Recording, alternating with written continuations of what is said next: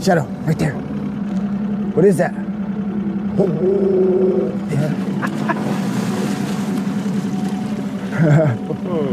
Alex Zero lives rent-free in the Bay Area, one of the priciest housing markets in the country. So this is your boat? This is my boat, the Kindred Spirits. I grew up on the water. What do you love about it? I want freedom, you know? No neighbors, I can be loud. And it's cheaper than living on land. Just north of the Golden Gate Bridge, the median home price in Marin County is over $1 million. But that's not a problem for the free-spirited boat dwellers who have been living there for decades. They're known locally as anchor-outs. Howdy. Hi there. Hi, how you doing? So I came here at the beginning of the 21st century, and it's a way to get away from the pressures of onshore life. Why don't you want to live on shore? Well, paying the rent to the landlord is not my bag at the moment. I mean, the average rent here, I couldn't. People out here are different and a little more self-sufficient than a lot of people on shore. People will lend a hand towards each other. There we go.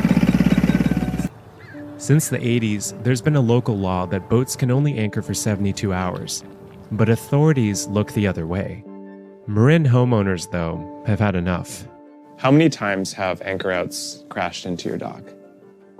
Well, the dock or underneath the deck, a minimum of 16 times. 16? Yeah, and that's not uncommon up and down the street. I mean, it happens all the time. You can see over there, the bedroom, that was where it got underneath the house. Over on this side, where it hit us and wedged itself underneath, was right where this lift is now. Jim Robertson works in finance and lives in a waterfront home. He's lobbied everyone from state agencies to law enforcement to take action against the anchor-outs. So the anchor-out community is somewhat diverse. I would say 80 to 90% of them have made some really bad life decisions. What do I mean by that? They're meth addicts, they're alcoholics. 5% of the people just are looking for a way to not spend any money, and they just don't want to pay taxes or rent. This is one of the most expensive housing markets in the country. Where else can people live around here? It's a tough question. There's not any buildable land left here, so probably not a lot of homeless shelters or opportunities for people to live here. I have to work, pay taxes, and do, everything like everybody else does. It's a nice dream to live on the water, and I understand why people want to do it, but you went out and saw what those boats look like. They're not seaworthy.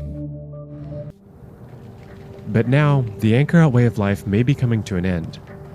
The state, under pressure from homeowners and conservation groups, is forcing local authorities to clear the bay by 2026.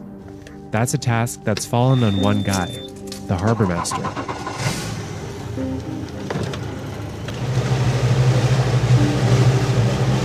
You look at that boat right there, you can see the underbelly of the boat and the mast is tilted to one side. That boat's sitting in the mud.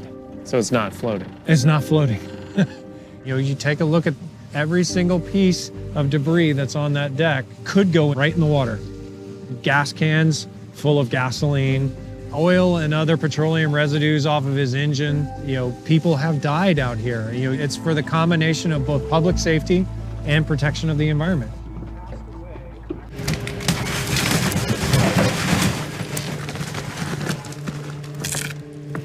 Enforcement is ramping up.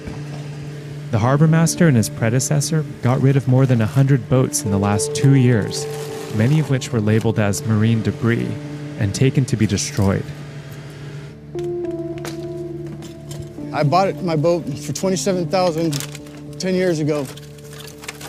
I wanted to live on the water. It was my dream because I worked on boats with my stepdad growing up. And the water life was always kind. This is your boat? Yeah. This is my boat. I don't even know where to start. I mean, as you can see, my whole life was in here. Tim Logan's boat started to take on water during a recent storm and then was confiscated by the harbor master.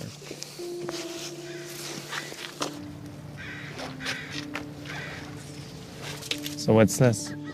This is my grandma's photo album that my uncle had. This is my back bedroom. And I loved it because I could look out the back right here. I would see San Francisco skyline. I mean, during the day, it's beautiful. Do you ever feel conflicted with your role in piece by piece sort of taking apart this community? I wouldn't say conflicted. Probably a better word is empathetic. I recognize that for many of these people, those boats out there are all they have. That is every single worldly possession that they have is out there on the water. And so in that sense, yes, I feel conflicted. But the bottom line is you're breaking the law.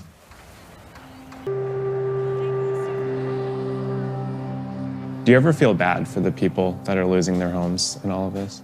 Of course. I totally feel bad. I mean, I don't know if I'd say it's an unfair situation. In capitalism, you're going to have those who want to work hard, those who are smarter, those who are lucky, those that are unlucky.